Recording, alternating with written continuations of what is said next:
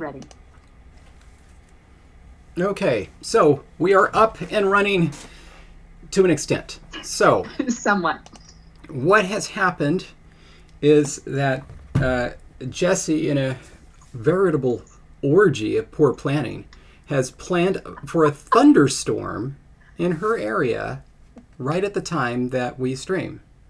So, you want to tell people why you decided to have a thunderstorm now? Well, I like to mess things up as often as possible. You like I that also pause can't video? figure out how to mute a video on.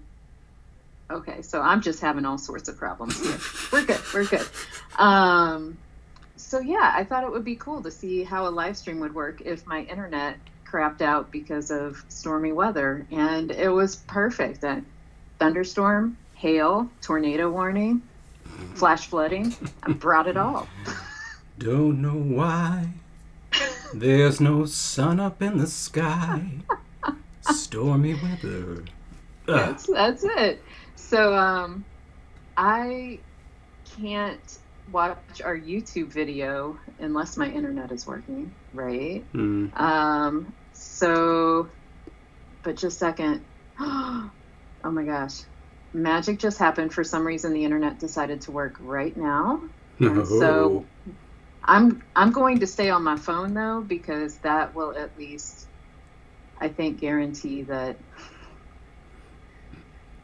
I will stay on the call. And that way, if my internet drops out, I just lose being able to see what it is you're doing. Okay, well, I'm going to throw this out there. Since your screen isn't streaming, you know that they have YouTube on websites now, too. You know that I had pulled up YouTube on websites. I have the YouTube website pulled up on my computer right now. Yes. So you can look at the things there. Yes, that's exactly what I'm doing at this very second. So, but what I'm saying is I'm going to leave the FaceTime call on my phone. Okay. So that way, if my internet, because it has blinked out at least 20 times in the last hour, so Okay. I'm not planning on that working. Okay.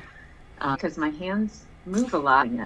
Do you Oh have? yeah, did you see that? Poor connection. Do you have a miniature easel that's used for when people do paintings for like dollhouses? I bet Will has one. We No, but you know what I do have? I have book stands. Ooh, that'll work.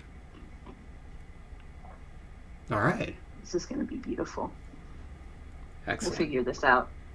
Welcome to the place where you never know what you're going to get. Jessie's phone has better audio than her computer. Ouch. That's it's George throwing shade at your computer. My computer feels it. It is a very specific thing for somebody to have, but we have like 12 of them. We've got tons of mini easels. We're drowning in them. I think. Okay, so you get to see. Maybe. Oh, you know what? Let me find like a stack of books here that I can set it on, so that way you're not looking up my nose directly. You know, more at my nose. Up nose cam. It's a good look for anybody, but Oh, but hey, there's that chandelier. Yes, it is rather pretty, isn't it? Yeah, it is. Okay. We moved into this place that had the world's ugliest fans, but it was like, what are you going to do? Replace them? I mean, they're already there, so. Exactly. We only replaced one of the fixtures, and that was in our son's room, because they apparently had a young child who loved pink very, very much, to the point where all the walls, the back of the door, everything in the room when you shut the door was like Pepto-Bismol pink. Yeah. And the fan was also pink with butterflies. And our 6-year-old son at the time was like, yeah, no. Surprised you didn't claim that room as your own. I was going to, but then we decided Will probably needed his own room. So. Okay, I think that's a better angle. Okay. You're on a book stand on top of a stack of books. This is good stuff. No, I think it's great. So yeah, fantastic. So let's jump ahead. So we had 2 polls. One of them was very simple, so we'll do that one first, and then the other one is a bit more in depth. So we'll get to that one second. But just one second. I hope you all heard that. We sure did. I was moving the cat's eye bed closer so I could use it as a footrest. Had to. Just so you know, your internet left. It's gone. Yeah, I'm seeing that. So I may disappear from the shot every now and then as I go check YouTube. Yeah, I just got the official notification that I am offline, but if you still want to edit. No, but I'll give you a heads up because it'll tell me in the document when you've left. What I'm concerned about is either of us making edits while you're offline. I don't know exactly what will happen. Oh, well, see, here's the thing. I'm going to make you do all the edits in the document today. Got it. And then basically when I'm online, I'll be able to, it'll be all, it looks like my internet may be working again. Right. Well, I've earned it. You're doing all changes today. I'm going to watch as much as possible and just shout at you every time you make a mistake. Yes. Oh, excellent. That's what I like best. Okay, so good. Our first poll is after we reached a certain number of patrons over on our Patreon, specifically 20, we gave the ability to our patrons to vote on what the word that most closely approximated each of our first names would mean. So in this case, there was no way that we were going to be able to get a voiced consonant at the beginning of a word. So the closest that you can get is Jessie with a ch, and the stress, I guess it's got to be tevidi. That was it. Tevidi. Yes. Tevidi. Yes. All right. So close to tefiti. You've seen Moana, right? No, I have not, but I love how excited you were about how close that was. I was so close. It could have been heart, and you'd get that if you'd seen Moana. Yeah, sorry. Did it just hit at a time that your son was too old for kid cartoons, but not old enough to realize you can watch those at any time? Yes. That is exactly. I think Moana was actually one of the first animated that we missed. Oh. After he had reached that age where it just wasn't as interesting to him anymore. You missed out. I mean, it was clearly something that suffered from workshopping, but it was a good film. By the way, your internet's back. So, yay! And also, I want to say a big shout out to my sister who's on here watching us live. Hey! Oh my goodness, she's all right? Yes. All right. So, well, anyway, that was exciting. I was so delighted that you actually joined us as a patron. Like, delighted and also, embarrassed? Because it's just us doing crap. Oh my god. Anyway, but yeah. So wait, what are we doing? Oh, the poll. Oh my god. The poll with the names. Yeah. Yes. Yeah. So there were some good suggestions. There were some wonderful suggestions, like, for Meadow, for my name, I thought that was wonderful, and also Fox, that was great, and yes. And then I think Snowstorm was one of them, and yet the one that everybody voted for was Onion. And so now that's happening. That's why you shouldn't complain about things so vociferously, because then your name will forever be immortalized as that word. Yeah. However, yours was pretty cool. It not only cool, but I want to say all of the suggestions made me happy. And so I was very happy with anything that my name could have meant, but I'm going to go ahead and announce. You may be showing it. I don't know. My internet stopped working again. I'm not. I'm just going to write it up somewhere. But my name is a verb. So Jessie is a verb meaning to twitch the ears, and then with a parenthetical notation as though to hear better. I like that. And then the Jessie form will mean to listen closely with some worry or anxiety as though listening for predators. Super cool. I like that. Of course, we're going to have David is an onion.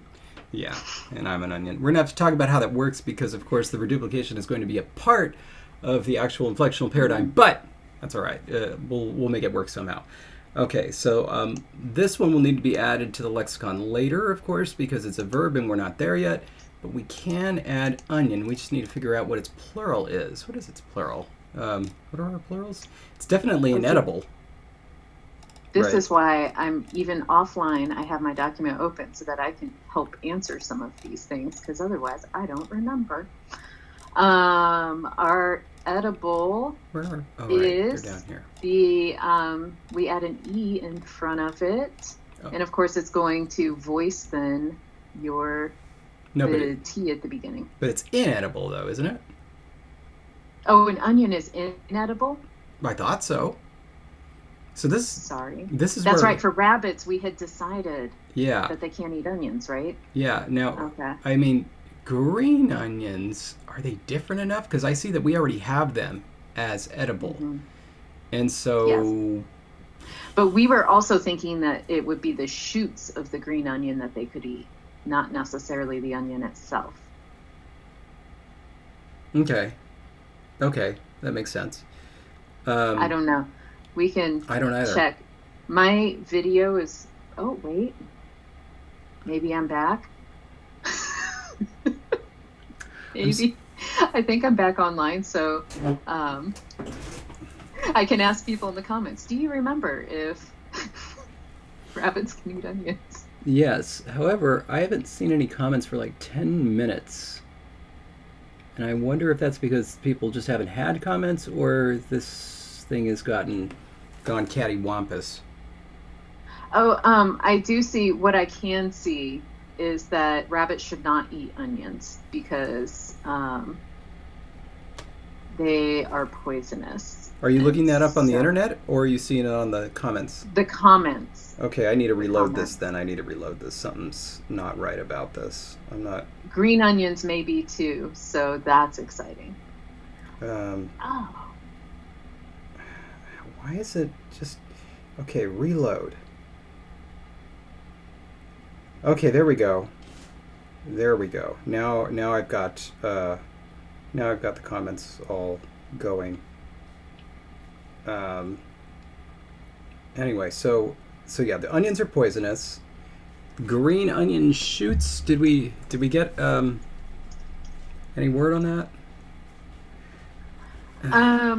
So someone said green onions are poisonous up here. Evan Swart did. Oh, and Juniper says no, rabbits cannot eat green onions. We may need to either change that or decide whether being anthropomorphized. Yes. Yeah, anthropomorphized. There, I added a syllable. Whether that's going to make them able to eat more things than they could otherwise. Yeah, this was a question that we actually got as a message, a private message on our Patreon. Mm-hmm. And it's something that I don't have a great answer to because I see it could go either way. So in other words, like obviously their brains are becoming, bigger, and their bodies are becoming bigger. Mm-hmm. And the question is, will that necessitate a different diet for them? Right. And I'm just, it feels like the type of thing where I can just decide yes or no, or it might have an actual real answer. Is that an answering machine? Like an actual answering machine? Yes. On the old school landline. Yes, that's what Jessie, you just heard in the background. Psycho Donkey says that onions can cause anaphylaxis in rabbits. So kind of like an extreme allergy, perhaps. Huh. And then that, leads to death. Right. Yeah, that's right. I thought so. I thought bulbs would be bad.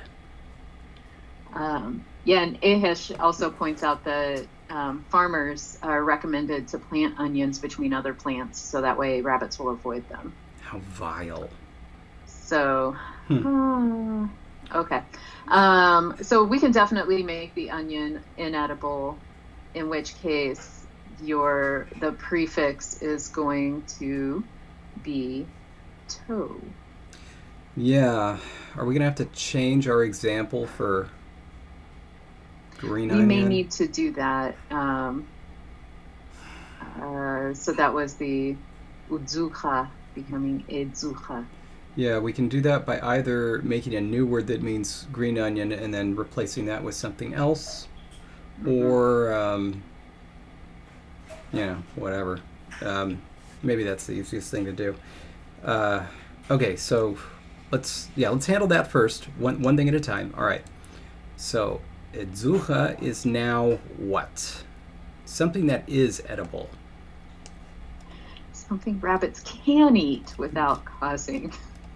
Although Gabriel Horn just pointed out anything is edible if you're brave enough. So I'm going to say, I suppose that is absolutely right. But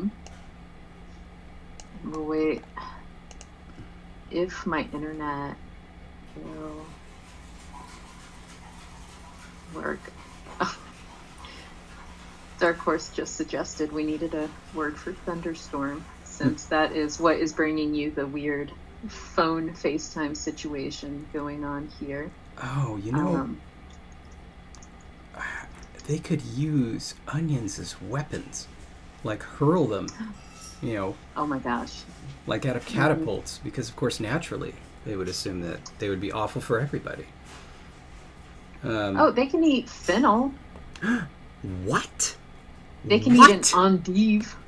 Wait, but aren't fennel, isn't it close to onions? That's what I thought, but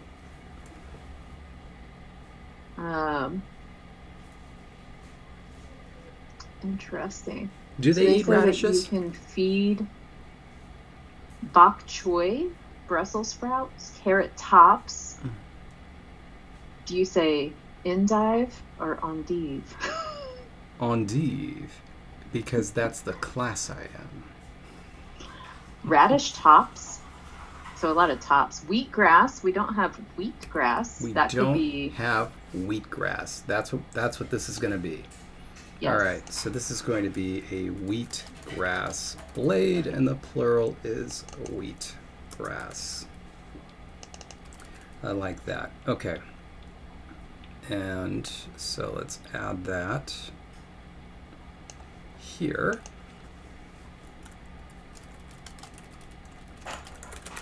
And then udzucha, and then see entry, edzuga, see entry. Oh, and that's supposed to have an accent mark, isn't it? It sure is. Got it. All right. Okay. Now we need a word for green onion that is going to be inedible. Yes. So now, and then also then the plural, by the way, of just onion would be toad, and then with the D at the beginning, devidi. Yeah. So we just need. So I mean, just somebody shout something out that starts with something, and we'll find it.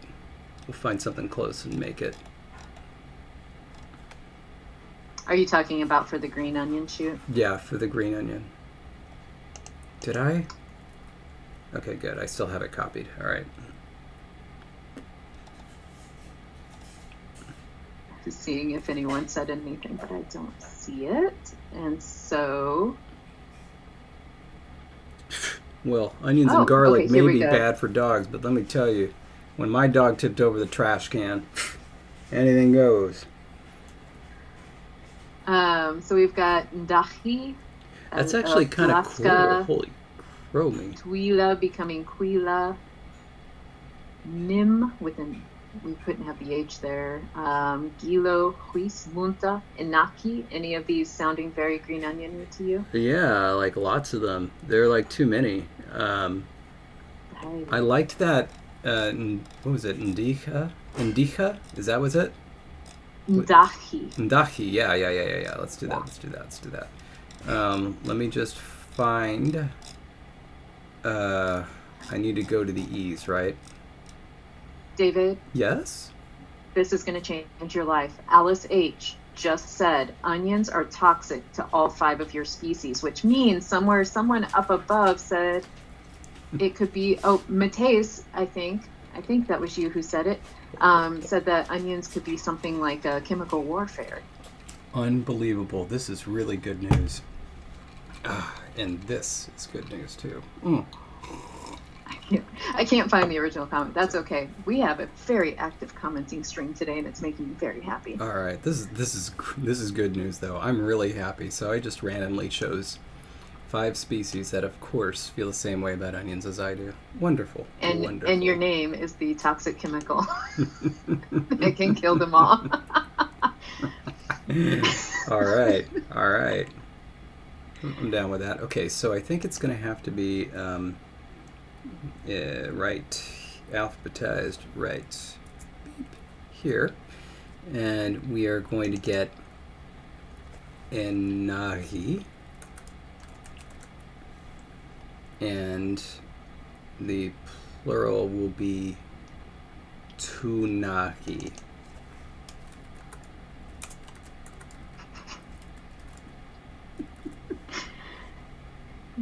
The commenters are going crazy with the David is poison kind of theme. The patrons have spoken. All right. And, okay, so this is going to be green onion. Let me just do a little bitty quickie check to make sure that I did that correctly. Oh, we got to increase the... we need to zoom this in a little bit. Okay. So my internet is hanging on for dear life. It's trying to keep up, but basically the video is so grainy, I can't, it doesn't matter how much you zoom in, I can't read anything on it. Okay, I gotcha. Inahi. Yeah, okay, so good, I got that right. And it is not that vowel, of course. It's going to take some work to remember that stressed ahs coming out as ah. Okay, Ehesh Zumi had suggested you could also make David in relation to like a god of death for the rabbits with an onion as the sacrifice for their occult practices. What are you drinking today? Erin, my darling wife, just made me an iced coffee. Oh, so jealous. Can she go ahead and ship me one, please? It's already on the way. Yes. So excited. It's being held at a distribution center due to thunderstorms. Well, and I want to make it clear that today is actually gorgeous. Blue skies, warm, kind of hot, actually. It was yesterday that we had all these storms, and when you live in a kind of rural-ish area, thunderstorms can knock things out for more than one day. So, wow. Just want to make sure people know. Right now, we're safe. And then okay, good. That's done.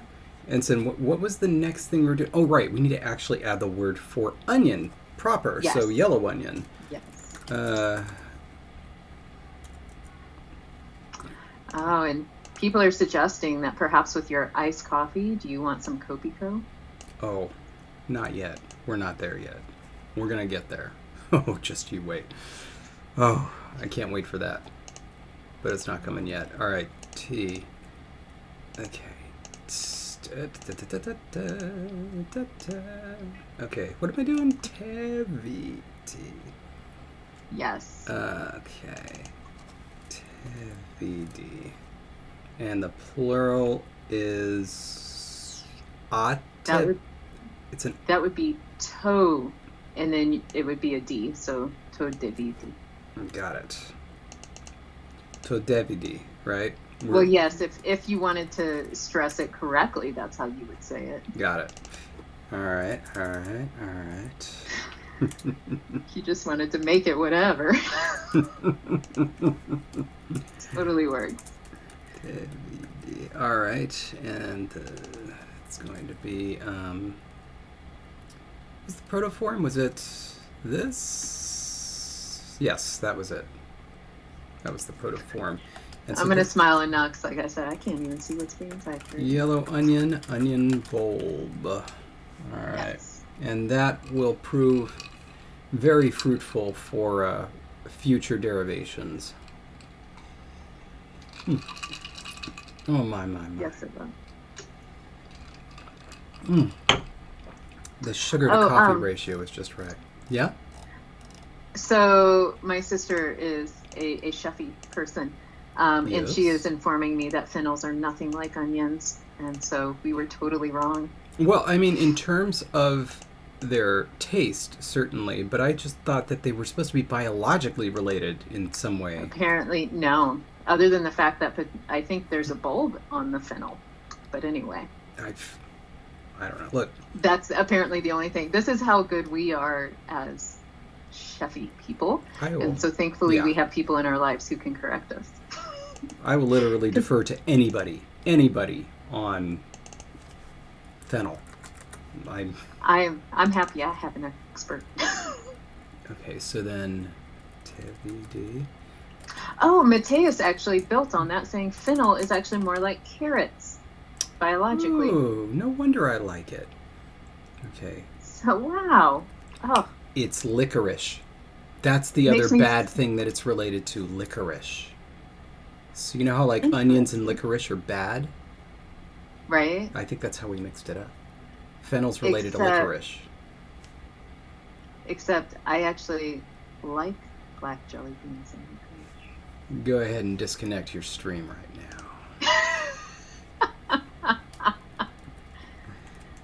Oh man. What was our word for green onion? Was it udzura or zugu? Nzahi. No.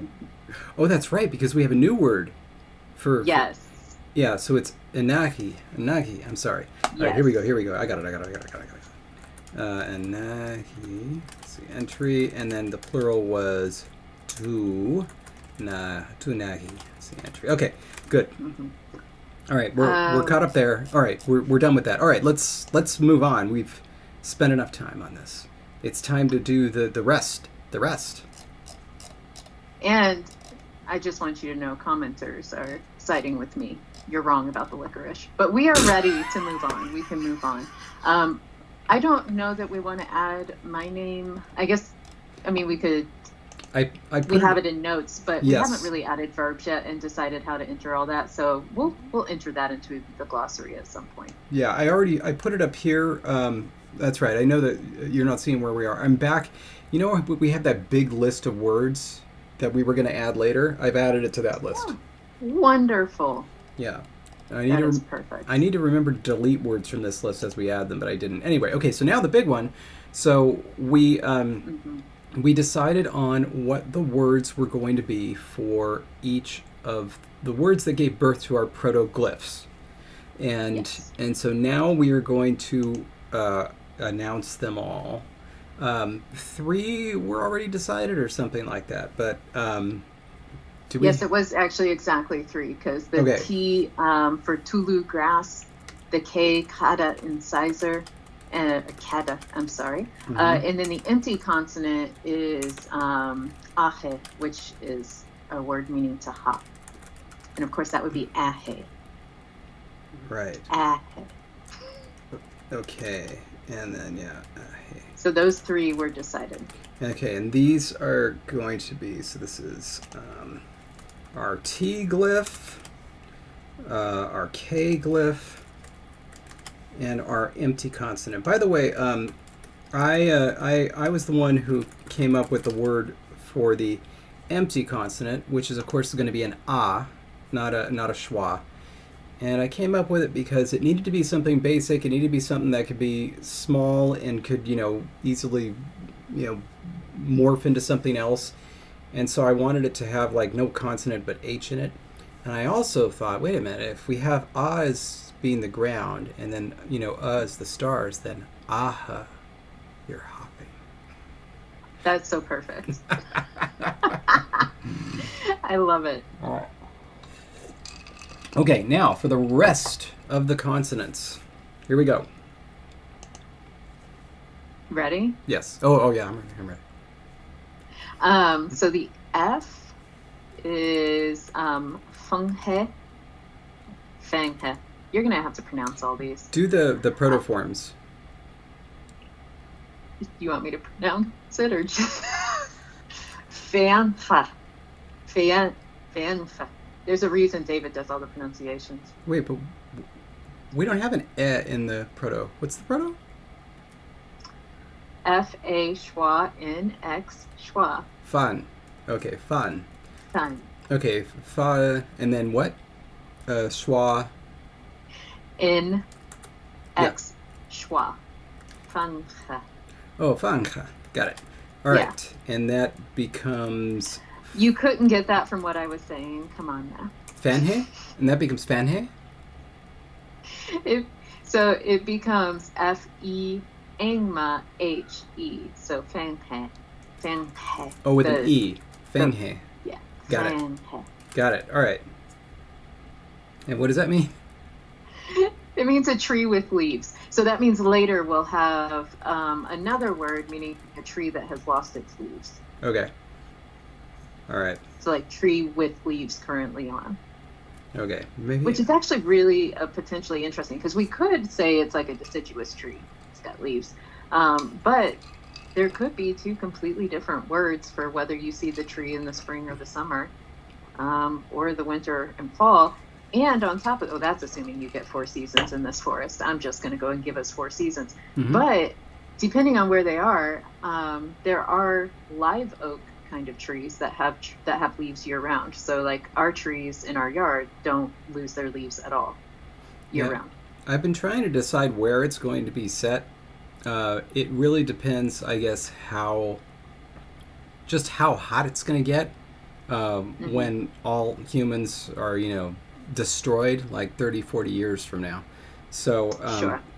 What I was thinking was like, would Northern Europe or Scandinavia, would that be a good spot? Would it be like warm enough there that it would be like the way it was in California 25 years ago?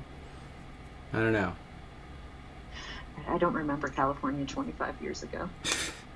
That's... I think the first time I ever went to California was 14 years ago. Didn't visit me? Nope. I sure did not. I did not even know you were really? the person I should visit. 14 years? Yeah, I guess you're right. Yeah. I never heard of your name 14 years ago. Sorry. I was in San Diego at that time. Nice. Well, and I would have been in Long Beach, so I would have missed you anyway. You went to Long Beach? That's where I was 14 born. Years ago. Yes, that's where I was. Okay, sorry, we're dragging, but okay. New word. That's okay. My internet died again, so it's all good. Okay. Hi, kitty cat. Have you come to join us finally? Kitty. Oh. So, okay, she's gone. Go ahead. All of this. Did you get the word for tree with leaves? Yeah, I got it. That is our F. Yes. Our H is another diphthong. I don't know how we would say this in the proto form. Huipa. Oh yeah. Huiba. And then huiba. Okay, got it. And that means bunch or cluster of berries. Got it. Good. Okay, so this one was actually quite exciting because, and now I've forgotten who suggested it, and so I am so very sorry I didn't write down names as I was tallying notes. But there were some ideas for polysemy, including having family or brood so that siblings could be berry bunchlings. Yeah, it's really cute. And the associative plural. Those polysemy ideas. That reminds me, for everybody, if you would like, we have a subreddit now, our LangTime Studio, and I just put up a post there, a mega thread, for anybody that has any suggestions for anything regarding the language for this season, season 1, for Ingala. Because we get really great comments like that, and my fear is that, a couple weeks later or a few posts down the line, where we can actually do something like that because we're dealing with the kinship system, we'll totally forget about it and it won't happen. So the hope is that if we can get all of those little suggestions into one place, we won't lose track of them. Yes. I might have to go and add suggestions that have been given to me elsewhere. Because that was, it was a great suggestion, but it's like we haven't gotten to kinship yet, so it's not really the time. Okay, my internet came back up at the perfect time because I got to see Jason's comment about pronouncing polyphony, and I totally get you and I, Jason. We've got some pronunciation similarities. I love it. Polysemy is how you say it. Yes, it is, but his comment just made me laugh. It was, I definitely haven't pronounced it as polysemy my whole life. And if you recall, Jason had agreed with me several times on some words I had been mispronouncing, and you corrected me. And I'm just saying I'm not alone. Jason's not alone. All right. Are we done with H? Did you get that? I'm back offline. My internet came back just so I could see Jason. I'm sorry, I just saw our children edible because rodents do eat their young from time to time. Oh, I missed. Totally. I'm missing those comments, apparently. Good job marking that desk, kitty cat. Oh, what a good kitty you are. What a clever and special cat you are. I got you. Oh, man. Oh, I got you. I got you. Oh, hello. There she Very is. pretty cat. Look at that belly. Now, are you still going to be able to type?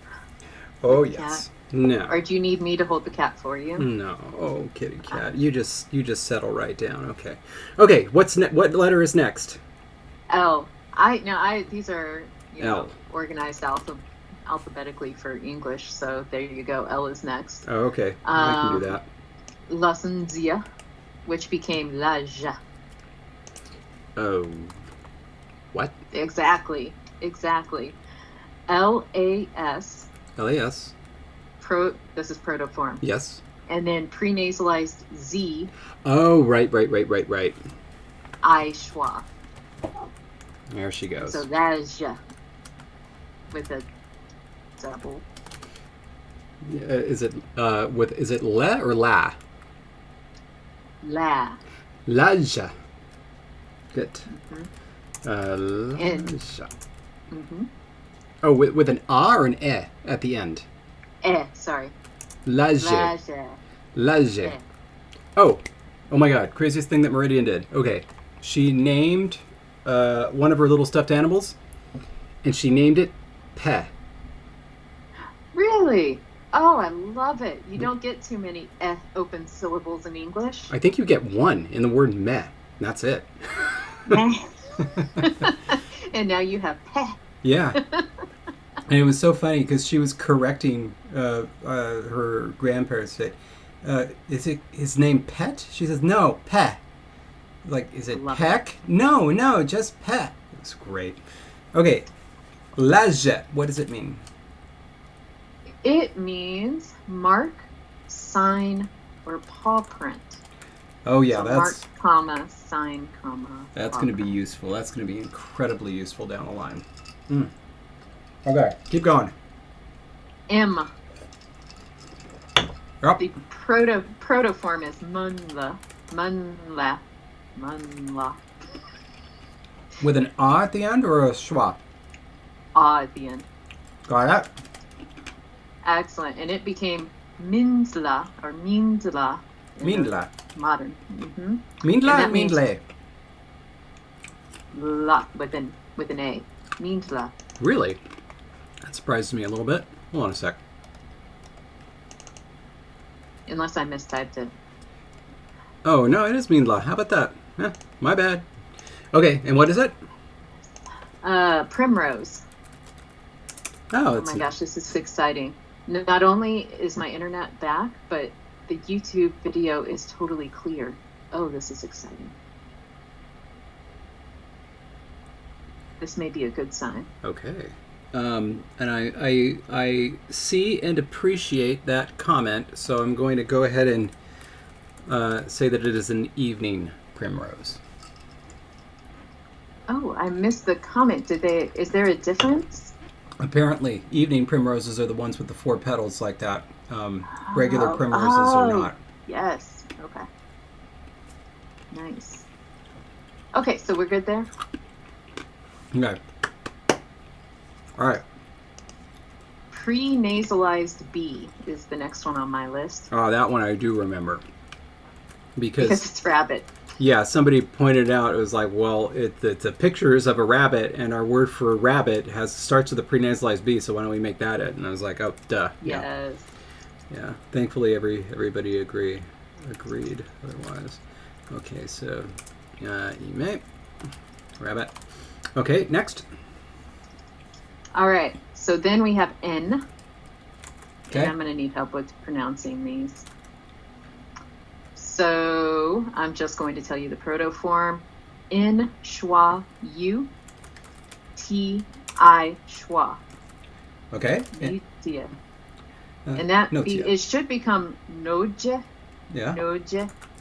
Okay, so this, however, is only the first half. This one was a compound form. Uh-huh. And it was supposed to be compounded with paw to become the meaning hoe, because I think it was stick.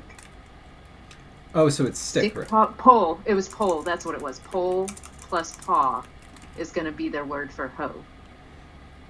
Okay, so but the word noje means pole, right? Mm-hmm. Okay, yes. So then we're gonna we'll come back to that one. Okay, for the rest of it. Okay, ND.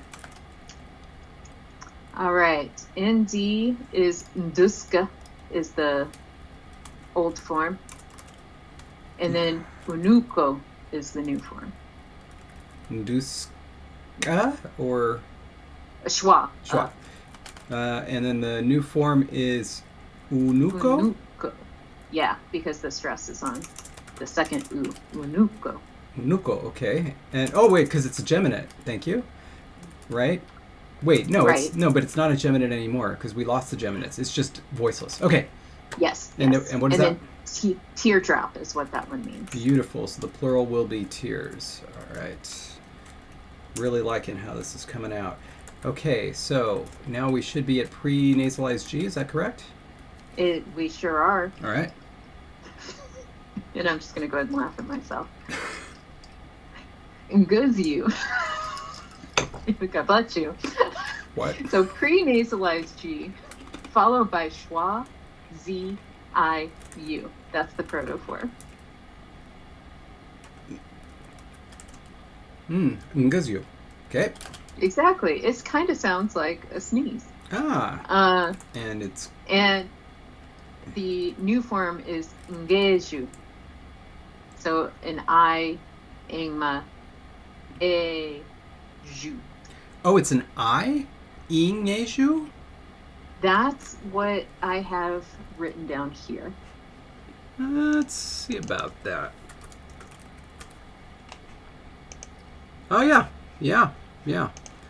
I don't know why I keep doubting, but that's it. Ingeju. Okay, next. Or no, what does it mean? That means weapon. Perfect. Quick check. Can we go back on the N?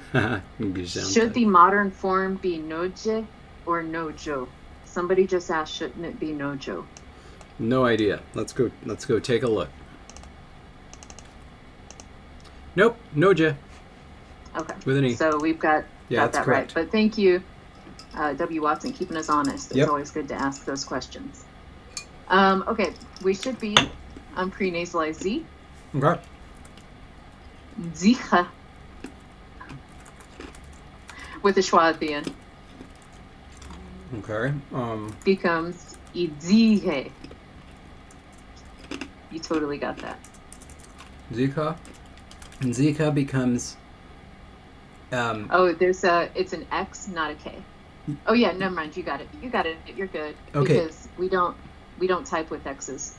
Right. I forgot. And then what's the modern form? Idzihe. So Ge, right? I-D-Z-I-G-A-G. So the Idzihe. Okay. And what is it? And that means acorn. Ah, that's nice. Okay. Splendid. Okay, next. Pata. P-A-T-A. Proto became pada. Pada. Got it. What's that mean? Paw. Okay, so then back up to this one. So noje is pole, and so what that means is that a noje pada is a hoe. Noje pada, yeah? Yes. Wow. Thomas Wood, that was such a good catch. For the pre-nasalized Z, you typed an engma, not an N. I know, right? Like, wow. I'm just a little disgusted. I am disgusted. But Thomas, wow. Thank you. You saved us all. All right. Okay, just a second. Sorry. Can't believe I did that. Real quick. Yep. Isaac or Wyzak. Rabbits don't eat meat, so an animal with inedible affix means X's corpse. That's interesting. That's a thought. Food for thought. Good idea. Good idea. Let's try to remember that. I really like that. Okay. So, I did something like that for something. I don't remember what, but this is when you know you've created a lot of languages. And you're like, I know I did that at some point. Okay. Zicha does indeed end in a schwa. Oh, thank you. Pre-nasal. Yes. Thank you. Oh my gosh. This is fun. This is good. All right. All right. Are we ready for S? Yes. S. Sietia. Protoform. S-I. Schwa. T-I-A. Sietia. Good. Mm-hmm. All right. And then Shedja. Shedja. Oops. Shedja. Is the Shedja or Shedja or Shedja? Ah. Shedja. So Yes. Esh. Because. E. Sorry. Because of the whole. Yes. Got it. All right. And what does that mean? And flood. Good deal. I like that. Okay. Okay. X is our next one. Okay. Oh, and thank you, Mike Catalini. Mike posted that suggestion on subreddit, so we'll remember it in the future. Awesome. Thank you so much. That's exactly what it's for. Okay, X. Protoform. Henzu. Okay. X, schwa, I. Don't even ask. Just type what I say. X, schwa, I. Uh-huh. Pre-nasalized Z. Uh-huh. U. Got it. Hinzu. And that becomes Hidzu. X-I, well, K-H-I. Yeah. D-Z-U. Okay. And what does it mean? Flame/ember. Sure. Okay. Okay, and that's X, and so is just Z left? Is that it? Yes. Quick comment. Yeah. Dark Horse mentioned that researchers have found that hares can feast on carcasses, complementing their diet with animal meat, including meat from their own kind, and from one of their predators, the lynx. Just remember that, I guess. Or rabbits. Nakai, if you're talking about the S one, the reason that you get the A at the end is... Oh, the protoform should also have an A at the end. Oh. Oh, thank you. So it's Tia. Is that right? Yes. Okay. Okay, thank God. That makes a lot more sense, because then I was looking up at this one and I was like, what? All right. Perfect. There we go. Thank you. And then the Z. Okay. Oh, wait. But yeah, no, we really need to figure out this rabbit diet thing. Trust me, we're gonna figure that out somehow. We'll get there. We will figure this out. Just but I think it's just going to remain a rule that onions are poison in this world. I like that. So okay. Yes. Go ahead. Very last one. Z. Z, schwa, X-I-F-A. Wow, that's a long one. Z, schwa, X-I-F-A.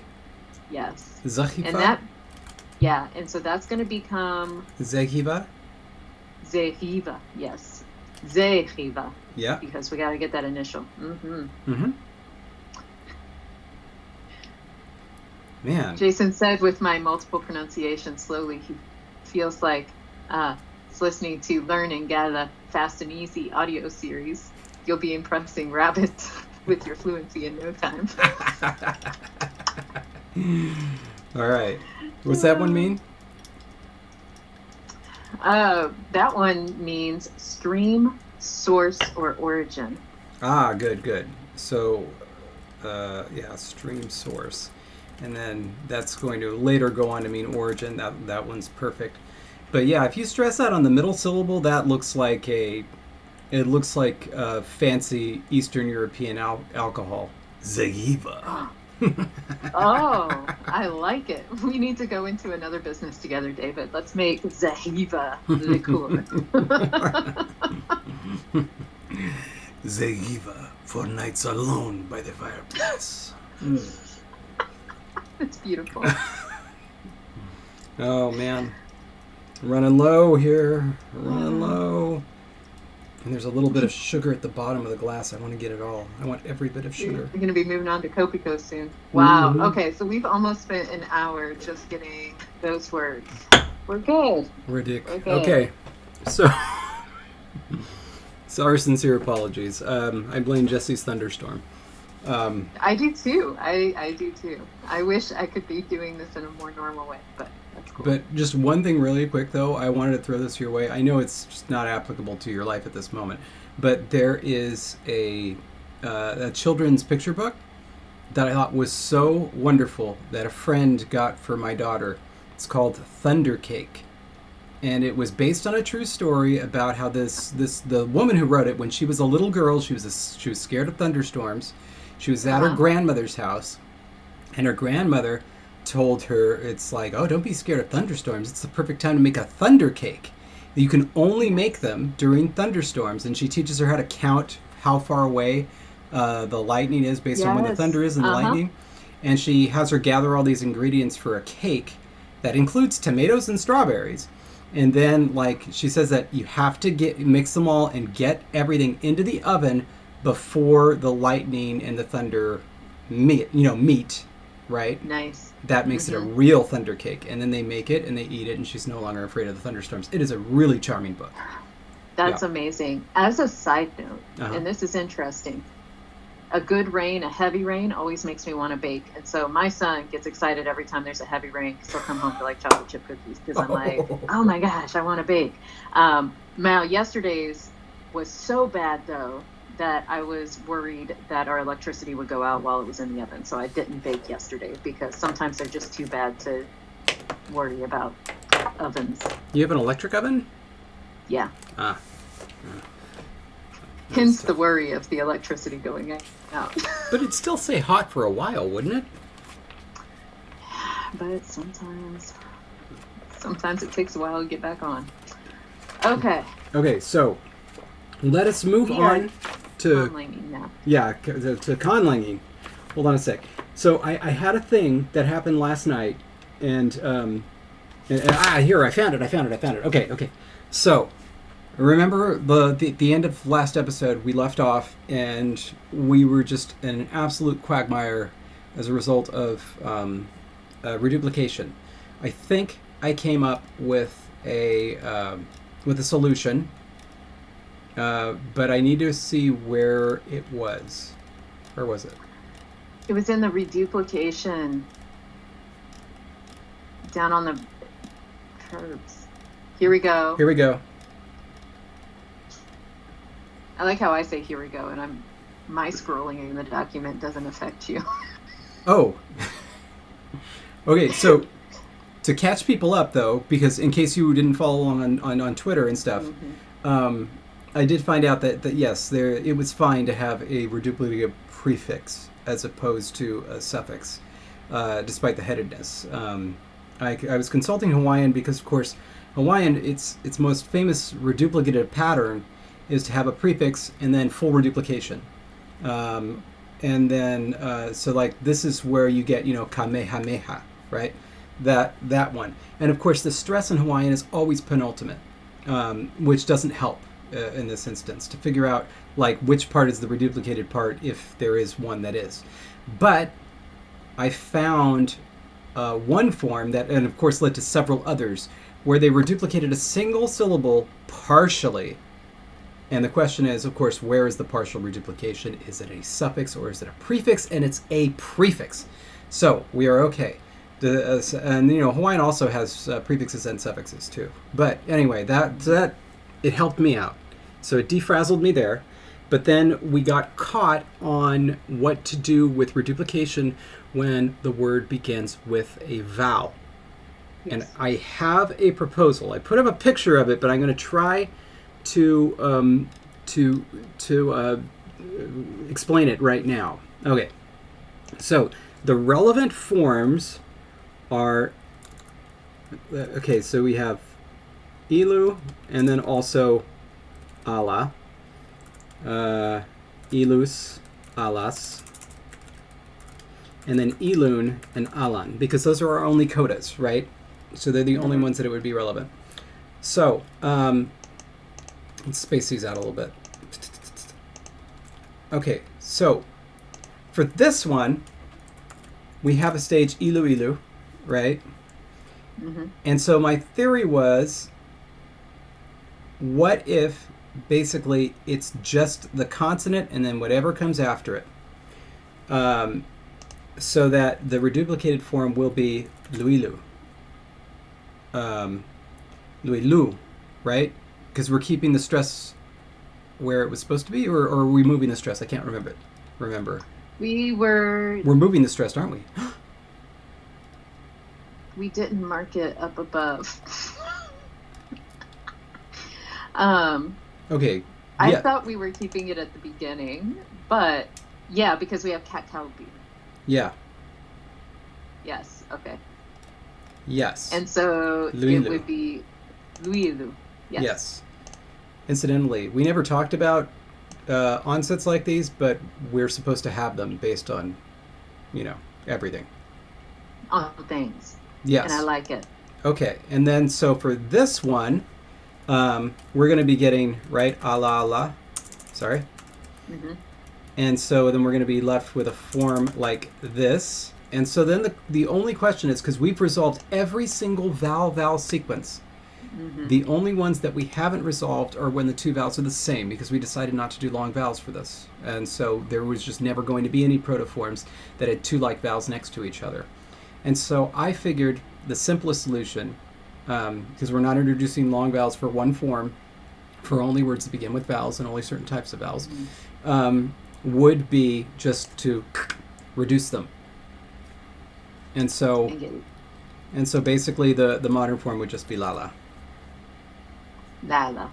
So it goes from ala to lala. With an a, of course, because it's stressed. Yes. Lala. Lala.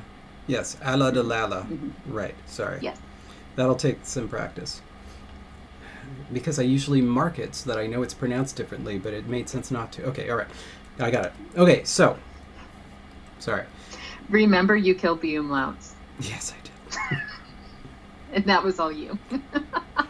Oh, yeah. Did you see that comment I made on the Instagram? Because, I thought you were going to be happy with the killing the umlauts because originally you were so fired up about Ash. Oh, I do love Ash, but and then the umlauts were cute. So it's like I killed the Ash in favor of the umlaut, and then you're like, oh. And so... No, I just wanted to say the sound remained. Yes, okay, so I do love the character Ash, but then I also like umlauts. So you've killed everything. I was like, oh, that's nice. And you're like, okay, cool, I'm taking it away. This is... And, right, central vowels, never forget.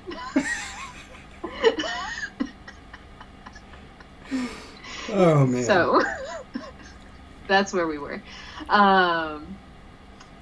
So yeah. As a quick side note, while we're totally off topic here, Thomas had asked up above, what keyboard do you use for typing IPA characters? And I know which one I have. Do you just have the SIL keyboard downloaded? I believe this is its title right here, IPA Unicode 5.1, and then in parentheses version 1.4, and then it says Mac.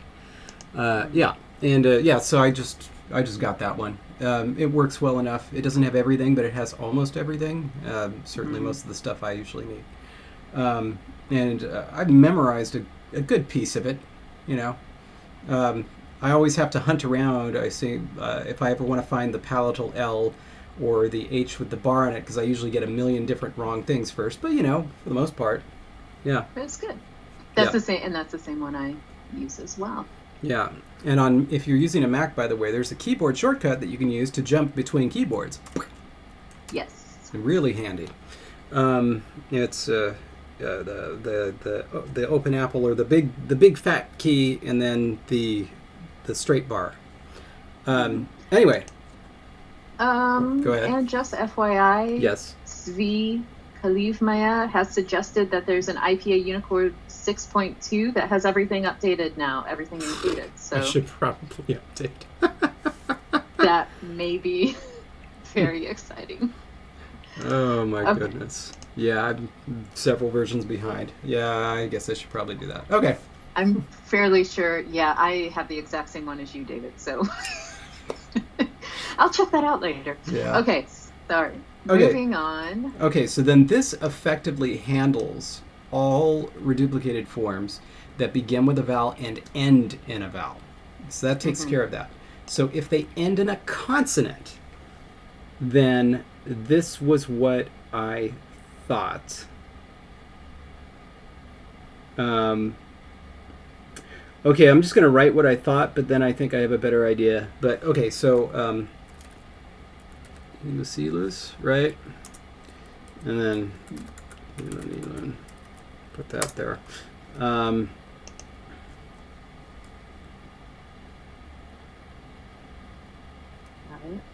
So, oh, shoot. Okay, well, I'm going to write it down, but I don't know. I'm like so excited to see what it. Okay. I don't know if I believe in it anymore, and I'm going to tell you why. But let me tell you why I love it before you kill it. Got it. Oh, I think I know why. I think I know why. Go ahead. Because I love Lucy. Yeah. I love that show, and I get Lucy Loose here. Oh, Lucy. Okay, I feel it's going away now. Cool. Of course. If my son had been a daughter, my daughter's name would have been Lucy. Really? But I had a boy instead, and he is not a Lucy. Would have been Lucy or Lucille? I actually was going to go for Luciana. Wow. Fancy. Yeah, Lucy for short. Mm-hmm. Did you, what was, did you know that they had a daughter? Named Lucy, yeah. Arnaz, yeah. Uh-huh. Yeah. Their son's name is Desi Jr., their daughter's name is Lucy. Yeah. Yeah. And she was in something famous. And for one thing, and then that was it. I did not know about that. I will look that up. Yeah, it came up recently. Okay, so, all right, so I did this, but now I'm feeling less good about it, and I'm going to tell you why, because I forgot that we did the stress shift all the way to the front. Mm-hmm. So it doesn't make a whole ton of sense to just lose that first syllable only. Yeah. Yeah. I'm going to have to give this a little bit of thought here. Breaking out the Covico. That's when you know it's a serious decision. Oh my gosh. Copico, for those of us that use the other 90% of our brain. And I don't, apparently. But yeah, George, there is no good way to say junior for a daughter named after her mother, and yet it happens. We don't even use the second, really. That seems to be also pretty much a father-son thing. Mm. Anyway,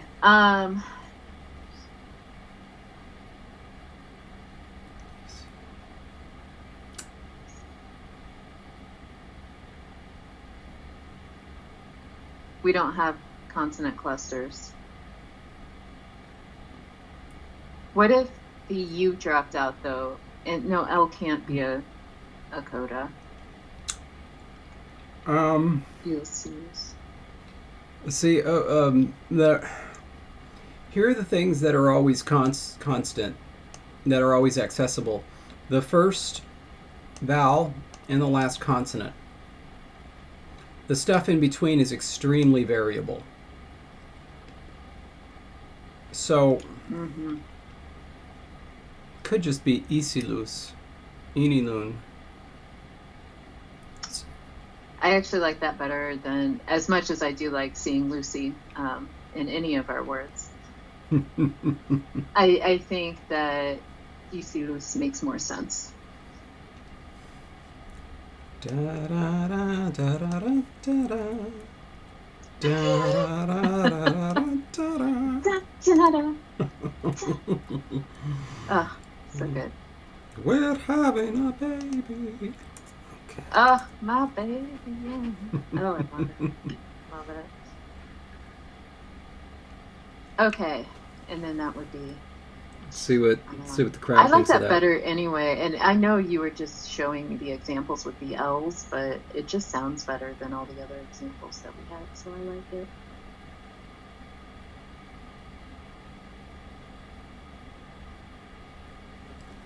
You checking out a comment?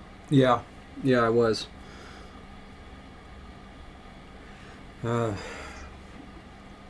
Yeah. So I mean, obviously, I feel great about this. This is, it works. Rather, it solves the problem. So the idea is that you basically, you hit that first vowel, and you basically run over everything else until you get to the rest of the word.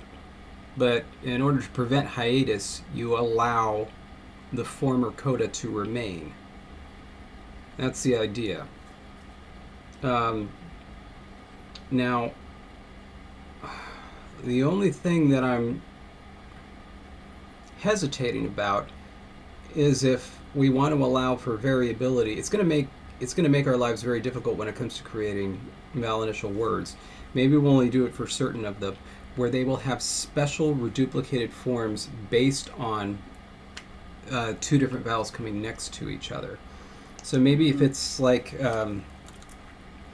let's say that it was ilus, right? Let's say if it was not a super ancient word, but a more modern word, then its plural would be isilus. But if it was an older one, it would be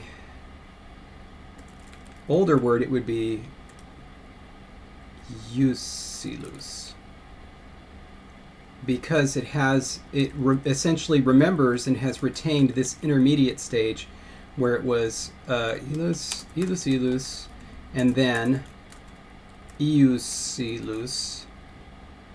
You see? Mm-hmm. I'm hearing. You may have noticed I was kicked off the document because of the internet again. So I'm hearing it all though. Yeah. So the idea is that for older forms, and older forms only, they might have a unique reduplicative form, where instead of a simple vowel, it actually retains the vowel sequence. Okay. And we'll do it for some, but not for all, with the idea being that others were simply analogized. Yes.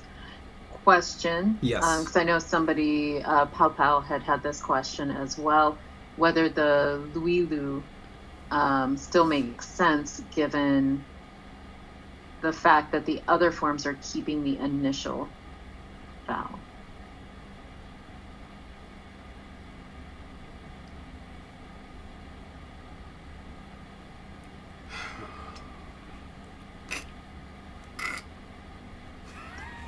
Where's the Copico? I think my looking for the other 90% of your brain. Oh gosh. So I think looking at it that way, honestly, if the L is dropping out other places, but in this case, it wouldn't makes sense. You know. It's being retained because of hiatus. That's the whole reason we're keeping the S and N. Would it just be iwilu with no L? The L just drops out. Iwilu? Yeah. Yeah.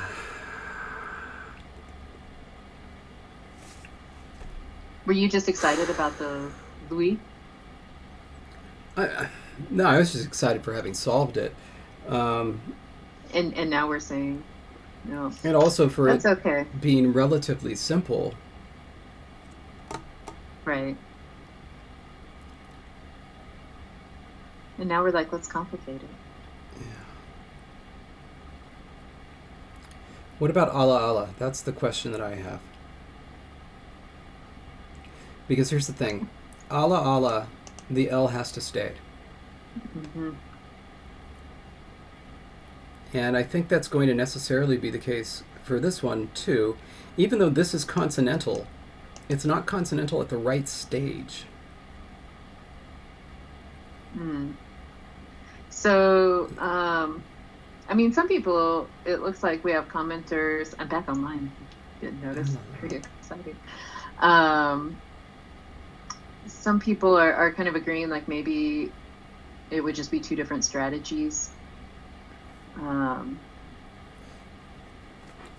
Well, unfortunately, I'll tell you what I'm thinking. I'm thinking that it's going to need to be this.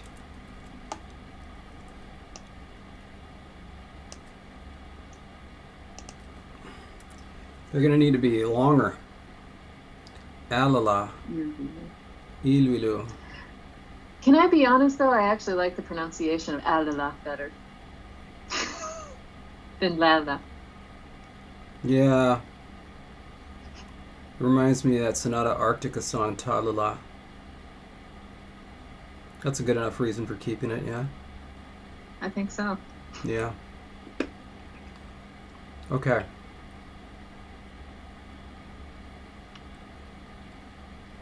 Good? I mean, acceptable. I'm not going to lie and say it's good, but it's acceptable. Everything in this document is good. Don't even just, By the way, yes, LW is a valid onset just due to historical accident. Yes. Oh, I think while my internet died, I have missed an entire discussion about naming practices that our rabbits may have. Oh yeah, or maybe it's naming practices that humans have. I'm not. Oh wait, no. Okay, here's the original quote from George Corley asking if it would be matrilineal surnames or patronyms or some weird complicated brood name system. So, I cannot wait until we figure all that out. This is my thought. It'll be matrilineal, but also it's going to be based on, like, if I understand the term brood and how it's being used, it's going to be that as well. So it's not going to be like your name is, Rabbit Pattison. It's going to be Rabbit Pattison, like brood 1, Rabbit Pattison, brood 2. Yes. Yes, that's what I was thinking. Kind of like litter. Yes. Thank you. Mm-hmm. If that's what I was, if that's what you were implying by brood, and I hope it was, because I really like that. So, okay, so we have to write this down somehow. To write this mess down somehow. Goodness gracious. Okay. I cannot wait to see how you frame this in a fancy style rule. Okay, so first, we haven't even gotten to agreement yet because we haven't talked about pronouns, but Hangala verbs inflect for aspect. Yes. The primary aspects are perfective and imperfective. The perfective form of the verb is bear, and the imperfective form of the verb features partial reduplication. Reduplication is summarized below. Okay, now we need some verbs. And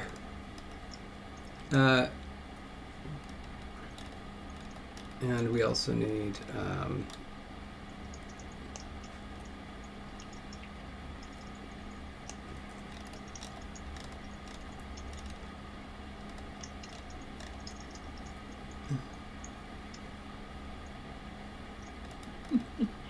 Reduplicated verbs are so grammar. Yeah, they are. We do have some verbs down here. If you were looking in the list for like push and bite, I think that's as far as we got. Can you hear the music in the background, by the way? No. Oh, that's a real shame. My son's playing cello right now. Oh, nice. It's beautiful. And by the way, it was your son who came up with the little theme song for LangTime Studio, which yes, he did. It's only in our like initial promo videos because I can't figure a way to like say always add this at the end of our live stream videos. But I would. However, for any patrons on Patreon, the podcasts begin and end with the theme song. Yes. Mm-hmm. Yeah. Oh, for those who don't know, we're doing a podcast. We had 2 episodes of it. You can hear it if you're a patron. Yes. And there will be another episode dropping next Friday. See initial no coda. Okay, here we go. See initial nasal coda. Let's see initial fricative coda. And then all those but with V's. We need a lot of verbs. Yep. Okay, so let's see. We've got so many comments. Gabriel said to hop, applesauce project, drop or fall. Thank you for Alice H to kick. Let's do hop. That's already there. So it's ahe. Oh yes. Oh, and of course we do need, as Isaac points out, to whack. And then art rabbiting. We're rabbits.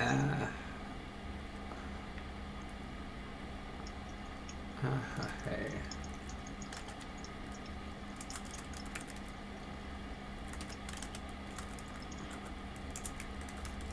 It's a thump. Let me I'm gonna look this up.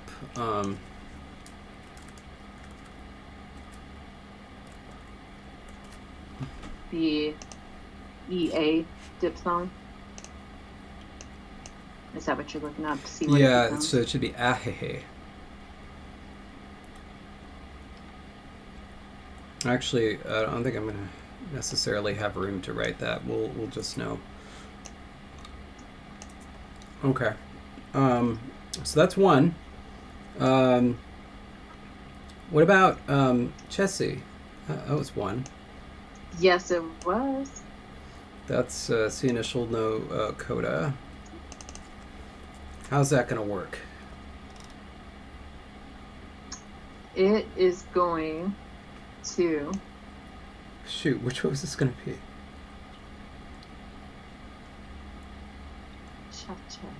That's a great question. Which one was it going to be? Chala. But why is the chala different than the chalu? Wait, here we go. Kalpi became kakalbi. Jessie. Okay. So it's yeah, I got it. Because yes? the gemination, it's going to make it stay devoiced because we were going to have it be like a geminate because it would have technically been kalbi, right? Because of the P changing to a K to match. And so those geminate forms would have retained the voicelessness. So it would not be Jessie. That's cute though, but it would be Jessie. Thank you. And it's Jessie. It sure is. If I would pronounce things correctly, it would be. Jessie. It's kind of cute. I like that. All right. I do. Yes. Okay. So.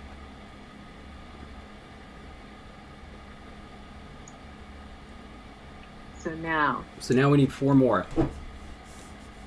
Actually, what do you think about bringing some of the words that did not make it from our poll and turning them into new words? How would you feel about that? They got nasal codas or fricative codas. I feel pretty good about that. Then how about mislan becoming mislen? M-I-S-L-E-N is the modern form. What's the proto form? M-I-S-L-A-N. M-I-S. And then M-I-S-L-E-N becoming the modern form. Mislan. So mislan. Mm-hmm. Okay. So then that's going to be here. And what does it mean? Well, the suggestion there had been sweet, but I mean, we can obviously change the meaning to make it verby. Oh, no. Remember, we have... that's fine.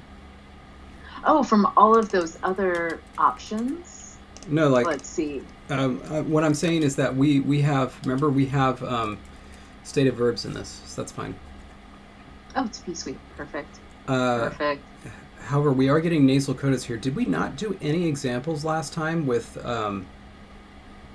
Did all of our examples, did none of them have codas? From all those? Right. Pretty much.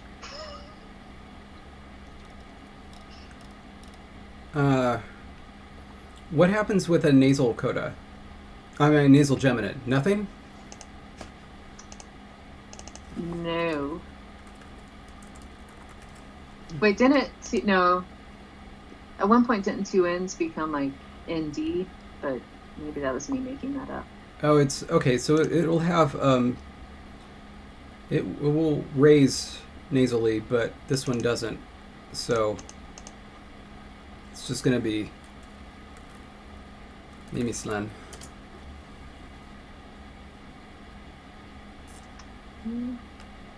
That's good. I like that. Okay. Good. Let me... Okay, those are the only ones with... We apparently really, really, really like vowels at the ends of bases. So... Yeah. We could, of course, just add.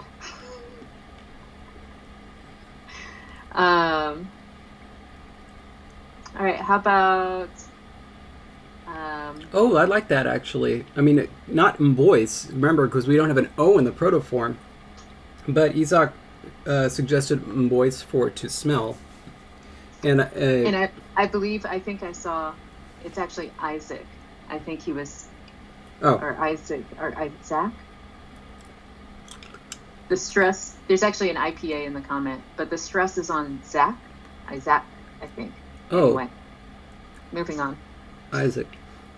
Anyway, but yeah, so no O in the protoform, but that could be pretty good.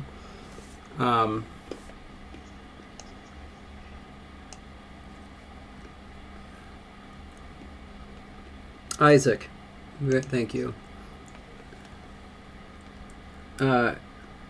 Anyway, so I'm guessing that's going to be probably replaced by a schwa, right?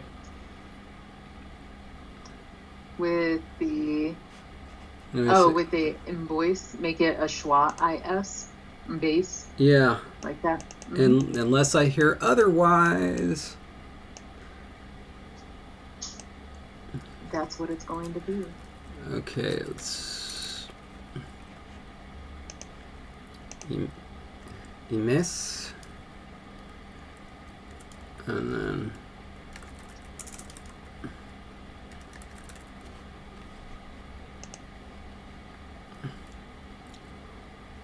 Are we going to retain that S? Mess. I think so, yeah. I think so. So let me throw this at you and see what you think. Mess, and that's smell. And then mesmes. What do you think of that? I like that. All right. Cool. Okay. Now, oh, we already have that one done. Whew, we don't have to replace that. That's exciting. The initial nasal coda. Just checking our list to see if we had any here that would match that, but we don't. So, let's see, what have we not seen recently? Let's just make it nice and simple, like I am, im. Well, we couldn't end it with an M. We could end it with an N, remember? I-N. Oh, we can't have M at the end? No. For some reason, I thought we could have it nasal. So, in, how about? And what would this mean? What would it mean? Somebody says they're on Team Ukan. Oh, well, let's just do Ukan. Because that was Johan's suggestion up above. I like it. That's way better than mine. Nakai, that is to smell as in to scent, to bring in, not to give out. Not to emit a smell. Yeah. Okay. I love the hand motions you used with that, by the way. Okay. I am a trench coat full of rabbits. I would love to find that out. Okay, Ukan. Ukan. Becomes Ugan. Ukan becomes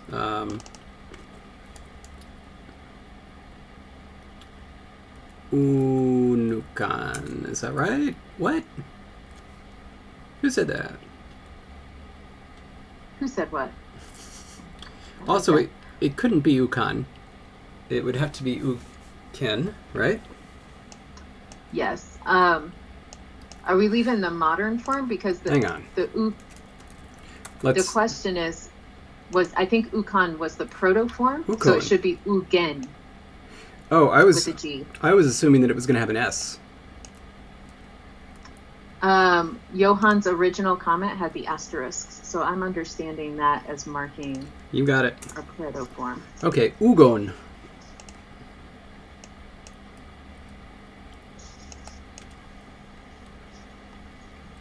Because the back vowel. Oh, I forgot about that. Yes, and then how do we do this? Unugon. Yeah, because it would be Ugon and Unugon. Yeah, Unugon. Mm-hmm. Unugon. Okay. But what does it mean? There was... Just a second. There was a suggestion up here that made me smile, and now I can't find it. And I can't remember because that's how life works. Okay, cool. How do you feel about drop? Psycho donkey, to touch with whiskers. That's what made me smile. We can keep that. To sit or hide is another one that maybe we could use for our next one. Yeah, I like that. And by the way, I want to make a note somewhere about smelling, because you were mentioning that it was transitive, and I don't think that was what I was thinking. Specifically, it means to use the nose to perceive the smell. Well, let me just throw this out there.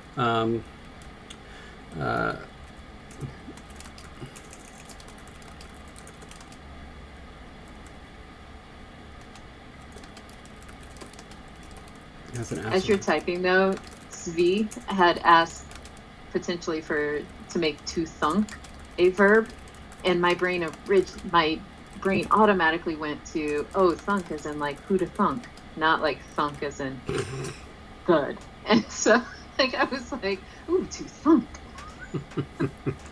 Anyway. Town thunk you up. All right.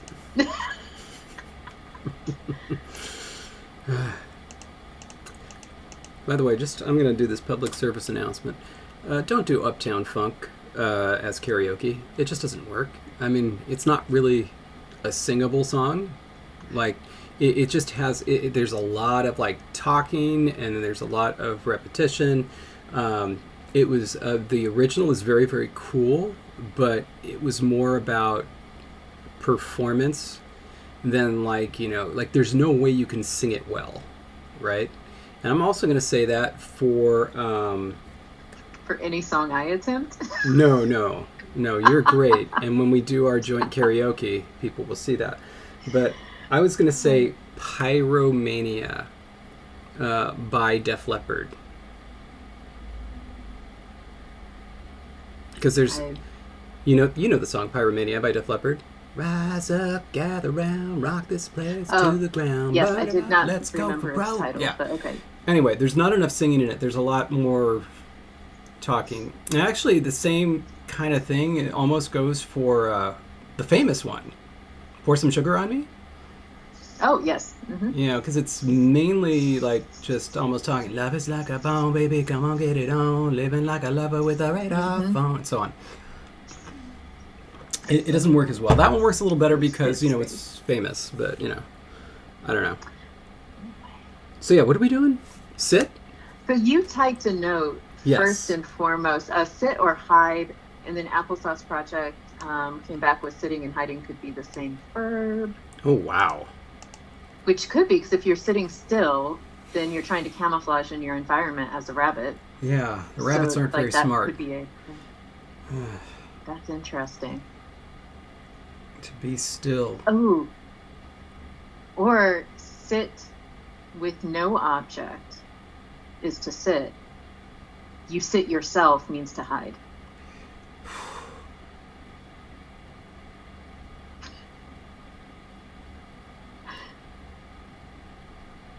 Just throwing that out there.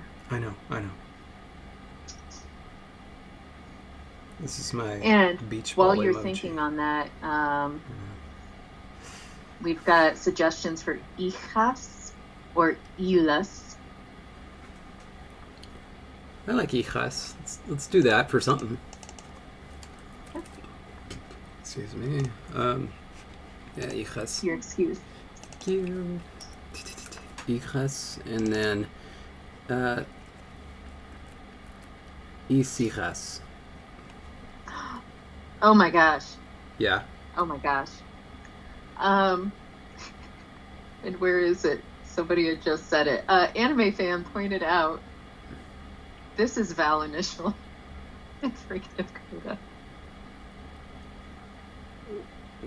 What? But it wasn't in the proto form. Oh. Because the proto form had a prenasalized B. Son of a biscuit-eating bulldog.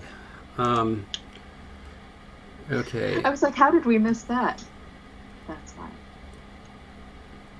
Boy, this is going to be a tough language to learn.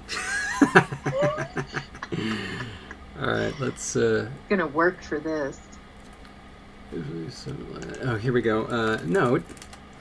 References to whether a word begins with a vowel or consonant refer exclusively to the proto-form. There we go. Whew. That was good. Okay. Now. Yeah. So, I guess, okay, let's just go ahead and do sit then. Okay. Hijas. Okay, sitting. Good. All right. I like it. Okay. I feel good about those forms. I feel good about the phonology aspect of this at this point. And then, so now we need to actually talk about how these verbs are going to be used and stuff like that a little bit. But I do feel like we should at least mention rabbit semaphore since it's been the hot topic the past week. Yes. Yeah. So just to catch everybody up who was unaware, it wasn't even on a live stream. Somebody made the comment in a video on one of our videos from the past saying, what about rabbit semaphore? And of course, was just a brilliant idea. The idea that rabbits could use their ears the way that humans use flags for semaphore. And so there's been some profitable discussion on this topic on the subreddit. My thoughts are still that I would like for the rabbit semaphore to be to reflect the orthography, and for it to have a very limited use, or just for use in battle, so not sending sentences, but just like a word here or there. And so the flag semaphore that we use now, the modern flag semaphore, there's a symbol for every letter of the English alphabet, and then there are a couple of function things that are like, cancel or start over. Another one that says a number is coming, and then the certain number of the letters starting with A count for numbers. So the first 9 letters count for numbers. And then like you use J apparently to let you know we're not doing numbers anymore, we're doing letters. I thought that worked best. However, on the subreddit, you'll see that the history of semaphore dates back to the early 1800s, where some dude just invented it. Like, I'm going to call him a proto-conlanger. Even though there was conlanging going on at the time, he was not aware that he was a conlanger, but he was. He basically came out with this book and said, here's my idea for how we can use flags to communicate. And he only had like 5, and they weren't flag positions. They were just 5 different flags that were not in use. So this guy was also a vexillologist. This guy was a 100% conlanger. And then there was an entire dictionary. So it was like each flag was associated with a number, and so then like a code number that would be like 1514 would mean this word. And he had a pretty sizable dictionary, not like a full dictionary. It was more like an expanded Swadesh list type dictionary, or a basic English type dictionary, where you could use these flags to say a bunch of different things, and he just kind of gifted that to the world, and we ran with it. Anyway, nice. So we had an artist who, are they here? Is it Dark Horse? Because everybody's got different handles. Came up with some drawings for potential ear positions for rabbits. 2 different ones. One where there was a whole bunch of them, and then another one where there was just 5. And they're very charming, and I recommend you look at them. They are on the subreddit. Anyway, so Jess, thoughts? Thoughts besides I love it, and I love that people did this. And I was actually pulling it up to even see if I could see who had written the original post, but I'm not sure. But yeah, I thought it was so cool, and I'm very excited to see how this could grow. Yeah, so it's still kind of like it's still in the discussion phase, but we're getting there. That is awesome. And those are some cute bunnies in the drawings. Aren't they? Yes. I really like it. Makes me so happy. Okay. All right. I am now going to be on a campaign to get a pet rabbit. Oh, and Dark Horse confirmed. Yes, it was. It was Dark Horse. All right. So thank you. That was so amazing. Yeah, fantastic work. Can't believe my Kopiko is done. And your liquid Kopiko. All done. I'm going to be running out someday. We have to get more. I got him at the Dalet supermarket. That was the last, I think, store I went to before we went all quarantine. Oh, man. Yeah. Anyway. That's crazy. Okay, so we got some verb things. So now in talking about, you had said to smell something would have an absolutive argument of a smeller, and then an ablative argument for the object, the thing being smelled, or the rabbit being smelled. Yes, and this was my theory on that. So we have the type of language that we set up was one where all verbs are kind of like basically intransitive, right? And the idea is that the argument that it pulls out, that it specifies, is the one that's most affected by whatever the action is. And for something like smelling, the one that's most affected is the person that is smelling, right? Same thing with seeing, same thing with tasting. Well, maybe not with tasting, but, but anyway, with something like smell or with something like seeing, the idea is that it doesn't directly affect the person that's being seen. And so then you need some sort of a secondary, argument for whatever is being smelled or whatever is being seen. And it has to be a different one, theoretically, from the one that is the agent. I forget what our etymology was for our agentive prefix. It was actually the same word for the plural at the mouth of the rabbit. Ah, yes. And so it was something was done, and then we have a different modern form than the actual plural prefix because it kind of went through some different changes. Yes. But that's what it is. Okay, so then yeah, it definitely shouldn't be that. Since mouth is quite agentive, the idea that we were doing was that it would be quite agentive. It shouldn't be that. It's going to have to be something like the foot or back or tail or something like that. So it will be a separate thing. And so effectively what it will look like is that there is some special marking for objects, sometimes. Except what it is, it's going to be experienced, or verbs are always going to be paired with this secondary object, right, that has other uses that indicates that it's not really being affected.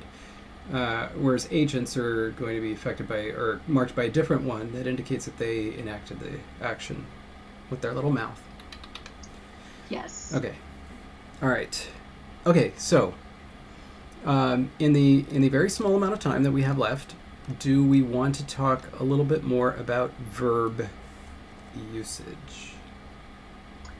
I would actually be curious, do we have enough words that we can finally have a couple more sentences to see just a little bit, very simple ones, just to see some of how it's coming together? Yeah. Especially since I think we only have one sentence so far, and it's the eating teeth, because that's what we had. Right. Okay, let's do some tests here. Okay, so obviously the intransitive ones are going to be very simple. So like, right, a rabbit twitched its ears. Oh, now, okay, question. Mm-hmm. Interesting. So we don't have to, because it's just the single argument, we don't need to mark it. Nope. Nice. Yeah. And of course the twitching its ears, the whole thing, that's just the entire verb. So. Right. I love it. Yeah. Okay. So that's simple, and it would also be, the same thing if it were just well, now here's actually the first question. Mm-hmm. To be sweet. What's the difference there? Oh, that should be sorry. Oh no, I'm pretty sure you're gonna see I've been dropped again.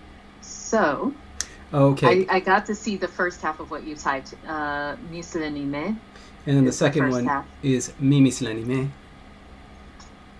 Oh. Yeah. For like, okay, so it's like either it's like the soy versus a star kind of thing, right? Thank you. That's it. Sayer That's it. versus That's a perfect. star, not soy.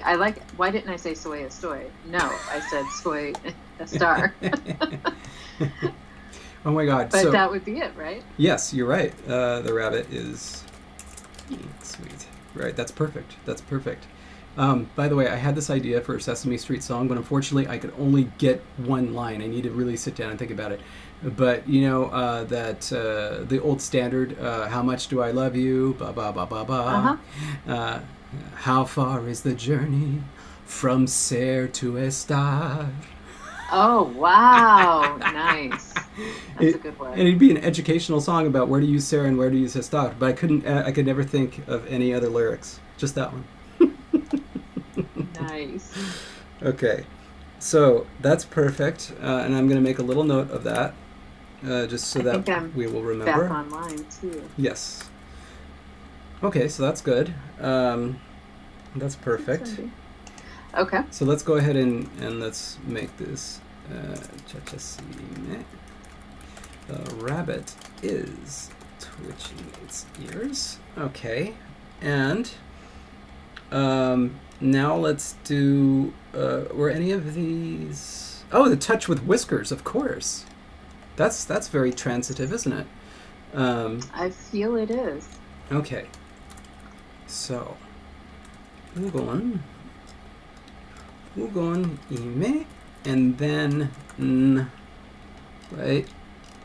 So yeah, en is our agentive marker. But it's a clitic, yes. We have it. So it's not really. Yes. It will, if whatever comes before it ends in a vowel, it will lose.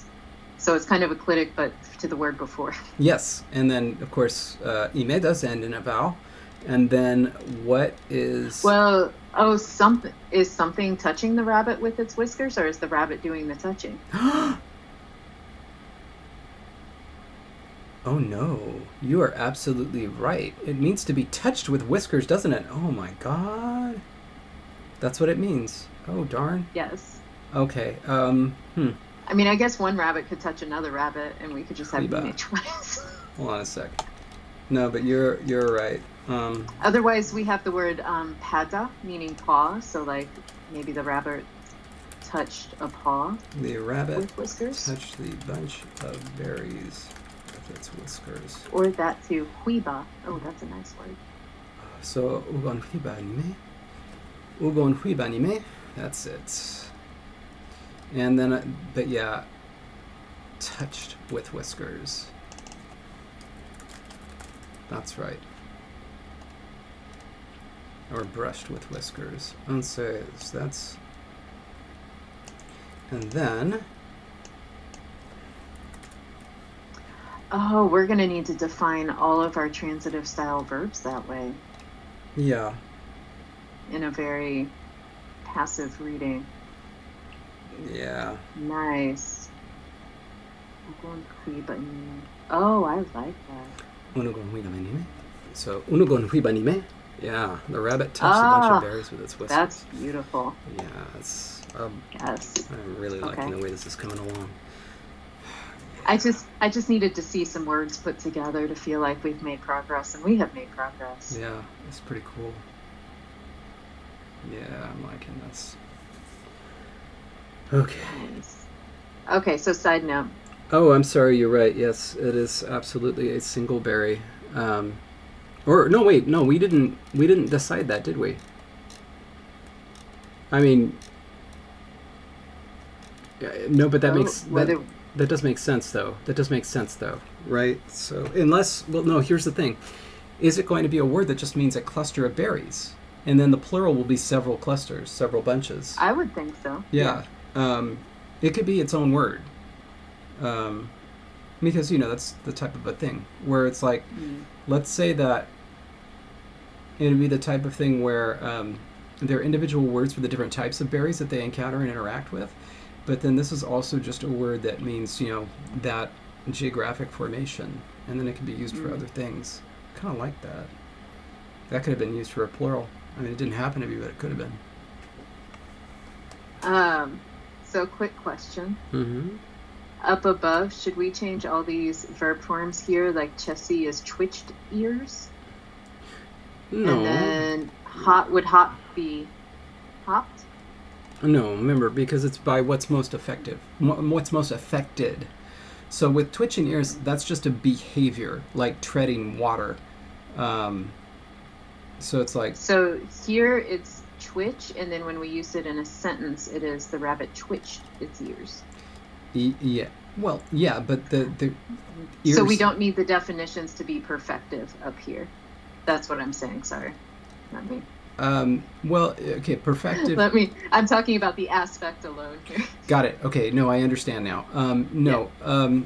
When it's perfective, not past tense. The most... In a vacuum, I mean, the easiest way to interpret it is past tense. That's what I did here. But it could very well be present or future tense. So it's like... it just depends on how it's used. Like, if it's encapsulating the whole thing, right? Is that right? I'm left. It's so poor connection that you said button, and I'm sure you... Who has the poor connection right now? Is it me or you? Oh no. Are we losing Thunder, Jessie?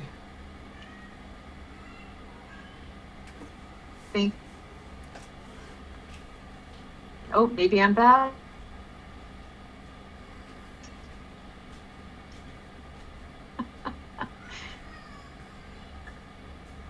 TNT tense. Oh. We made it a long way with some good Jessie, though. Oh, call failed. Oh, no. Jessie had a good run. I'm going to have to replace her now, obviously, and credit all the work that she's done thus far to whoever the new host will be. But, big thanks to Jessie for all that she's done for us. We will truly, truly miss her. Anyway. Oh, no.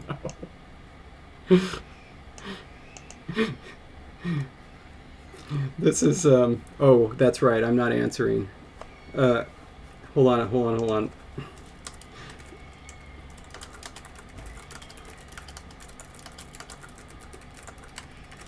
Shoot. I'm gonna have to give Jessie a call. Will this work? I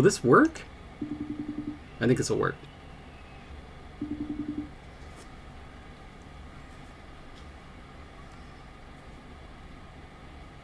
Did I just call myself? Wait.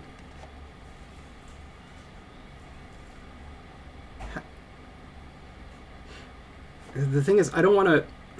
Darn it. Okay. Okay, look. We're almost... Okay. The last 8 minutes are always the best. Okay.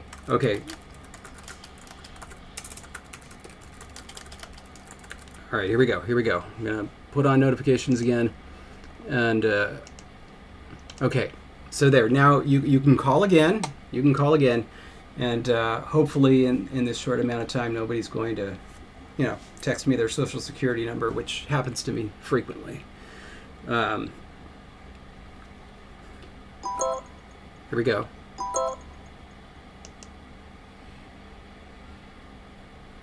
Come on. Push, little one. Push.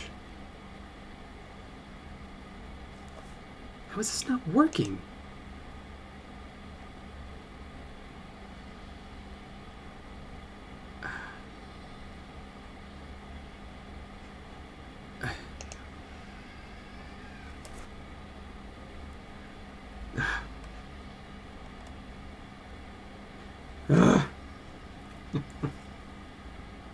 And cell service.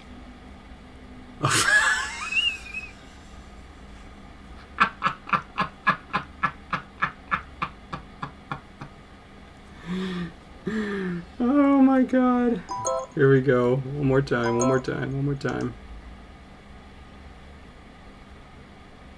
Come on.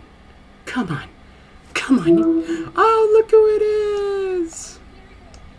Oh shoot! I got to do the. I have to do the. I have to do the thing again. I have to do the thing again. Hold on. Okay. There we go.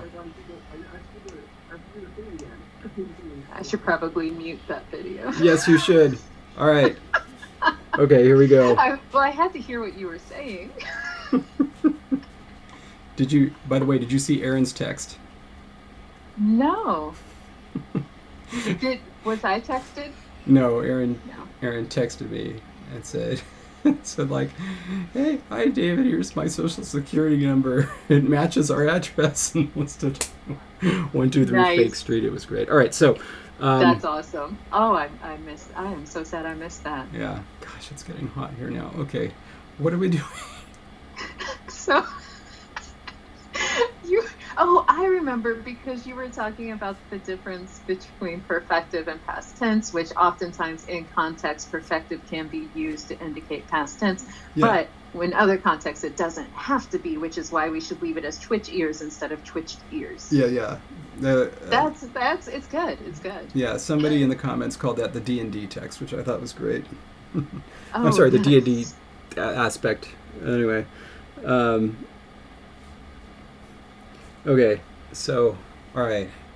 I don't even know what we're doing anymore, but I also don't know, and this is important, I have no idea what we could do for a poll. For a poll, that is a good question. Now, we do need some sort of marker. You had mentioned something because for the absolutive argument. Yes. We could potentially have a poll for what word that should be. Yeah. It needs to be a very simple word. We could also... Is there anything else we've been trying to decide today? If we did what? Is there anything else we were trying to decide today? I don't even know.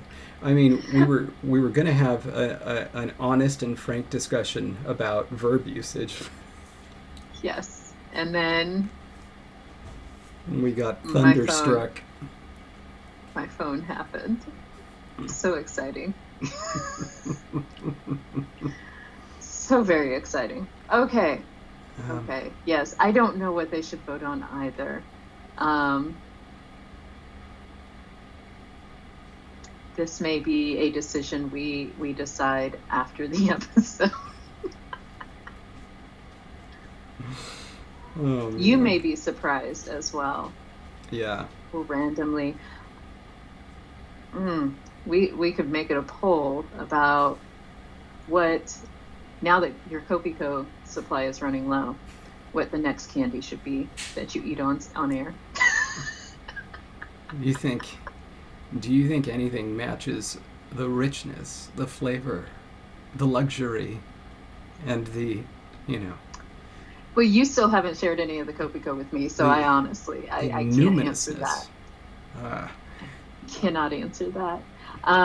Dark Horse had asked about a poll about reduplication. I think we're done with reduplication. We're done, at least for now. Yeah. At least for now. Chris Helby is absolutely right. We need to vote on what to vote on next. Yeah. Do they make onion candy? How dare you? How dare you? Remove yourself. Oh, man. Oh. So, yeah, I honestly am not sure, besides, someone else had said expanding vocabulary. That's exactly, something that could be. A poll on the best security number. Leon is correct.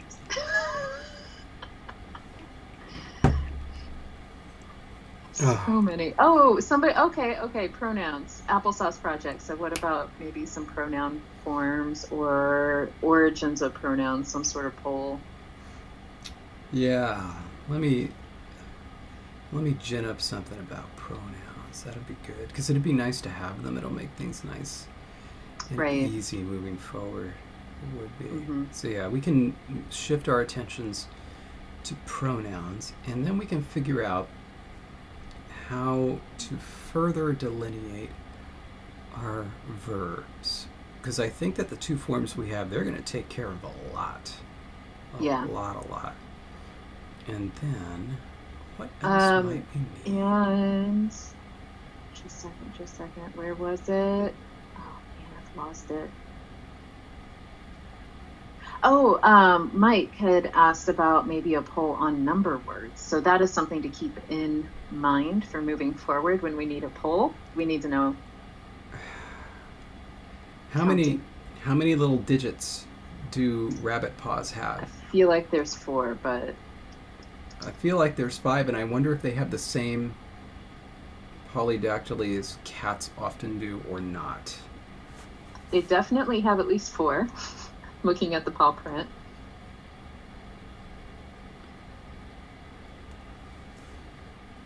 Oh my gosh, rabbit's paws are so freaking cute. Mm-hmm. It's 4. Look at their little back feet. Sorry, go on. I spent like ages drawing rabbit paws for the orthography. How would I not know it's 4? Of course it's 4. It's 4, yes. And it doesn't look like how cats and dogs have that like 5th one further up. I'm not seeing that on the leg. You know how there's like that 5th? Yeah. You know what I'm talking about. Yeah, no, I absolutely Whatever. do. It looks like there's only 4. Hang on. Biblaridian. Not Biblaridon, which nobody thought that was what his name was. Biblaridian is saying that they have 4 plus a dew claw, which I believe that's what you were just talking about. But and others are saying that they do have a 5th one somewhere.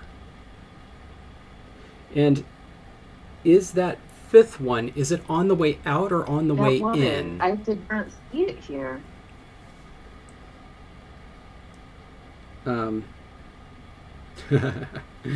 Rabbit stomps. No, but really, I want to know, like, is that 5th one likely to get bigger or smaller? And then Jessie, go ahead with your. No, she's gone.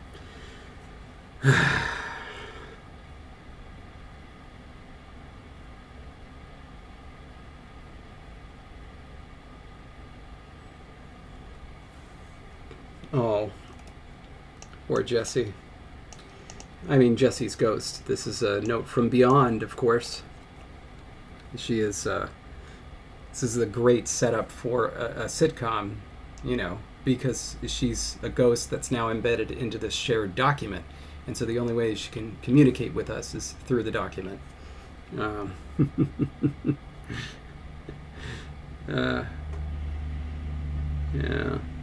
But seriously, like, this is what I want to know. So imagining that they go through this metamorphosis, right? Are they more likely to lose the 5th digit, or is that 5th digit likely to get bigger? Vestigial in most organisms. Okay, but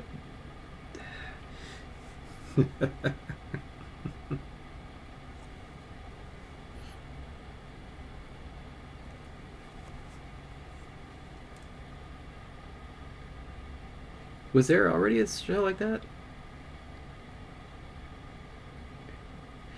So, here's my thought. I'm thinking that they're probably going to lose that 5th digit.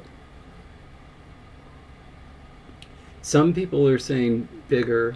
Some are saying lose it. I feel like... Oh, here we go.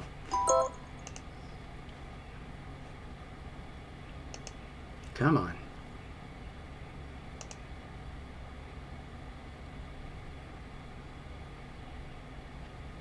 It's just not happening.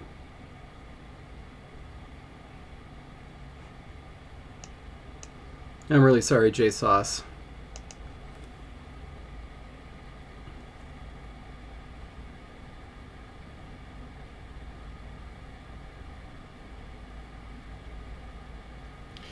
Yeah, so anyway, my point was, however many digits they have, I was thinking do the double of that, not the singles. In other words, if they had 10 digits, do base 20. If they have 4, do base 16. There it is. Okay, So I was listening in my little break there again, and that is interesting to think about the dew claw, and whether or not it would actually grow bigger or smaller with the.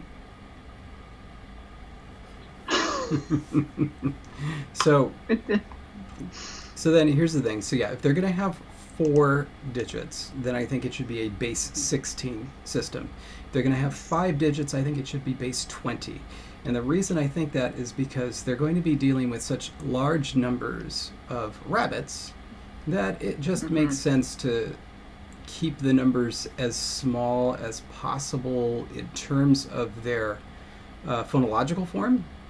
And so you get more bang for your buck with a base 20 or base 16 system, because your words for 10 through either 19 or 15 are going to be smaller than they would otherwise. Anyway, so that's my thought on that. And then, so I don't know, what was the poll going to be associated with that? Oh, actually, Applesauce Project says, hey, there's your poll. That's actually a really great, easy to calculate poll. What should the number system be based on? Should it be base 16 or base 20? Well, how about this? Because I want it to be larger. So maybe I really want them to have the 4 fingers. I just don't know about that dew claw. I haven't seen anything to definitively sway me one way or the other. I suppose we could do a poll for that. So dew claw recedes or dew claw gets bigger. So that could be one poll. And then the other poll will be, will it be the single, so that's base 8, base 4, base 5. No. I'm sorry. The single, base 8 or base 10. The double, base 16 or base 20. And then I'm going to throw in a wild card, which is +2, 1 for each ear. And so that would be base 10 or base 12, or base 20 or base 24. Yes. That sounds like a great thing to be voting on. Sorry, I was researching dew claws.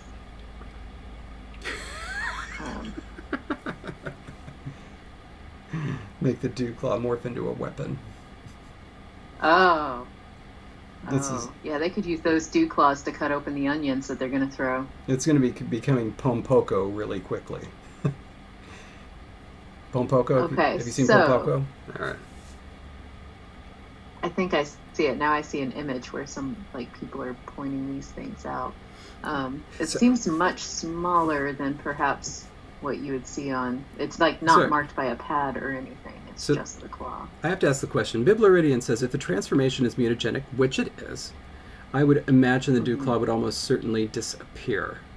Why is that? Is it because you see it as a progression and this digit is already on its way out? Is that why you're saying that? Because if so, then that's cool. Rabbit velociraptors. Are their feet the same as their... Are their feet the same? As their feet definitely have 4. I don't know that they have dew claws on their feet. Are there dew claws on the feet? This is suddenly just exploding. There could be like a million different number systems. No dew claw on the back feet. Oh boy. Oh my goodness. Okay.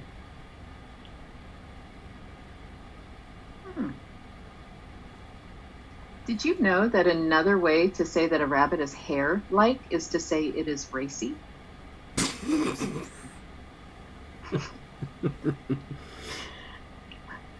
I'm reading. Okay. But we had decided that there's only dew claws on the front? Yes. Oh, that makes a lot of sense. Farouk Azim recommended we look into a game called Overgrowth to see anthropomorphized rabbits. Will do. Thank you for the recommendation. Nice. And I appreciate what Biblaridian is saying, which is that the musculature is so reduced it seems unlikely that it would just appear out of nowhere. And that leads me towards 4 as opposed to 5. And then that means we would really be looking at 18. Velociraptors. So 16, 18, right? I may be gone again. I don't even know. No, you're there. Okay. So 4 times 4, it's base 16 or base 8. If we just do the... Oh, now she's gone. Oh, no, wait, maybe not. I don't even know. Okay, base 16 here. I'm gonna do a number crunch on this, and we'll put up a poll. We'll get it set. All right, and this will be our poll. What kind of a base we're going to have? Yes. Oh, if you do that, I think that suppose. is perfect. Nakai's idea, yeah. Yeah, and then we have the ears too. Okay, I got it. Okay, I know. So yeah, but by the way, Nakai was suggesting it would be like, 4, right? 1, 2, 3, 4, 5. 1, 2, 3. I'm sorry. 1, 2, 3, 4, 5, 6, 7, 8, 9, 10, 11, 12, 13, 14, 15, and then 16, 17, 18, 19, 20. Interesting. So that was also an interesting idea. Did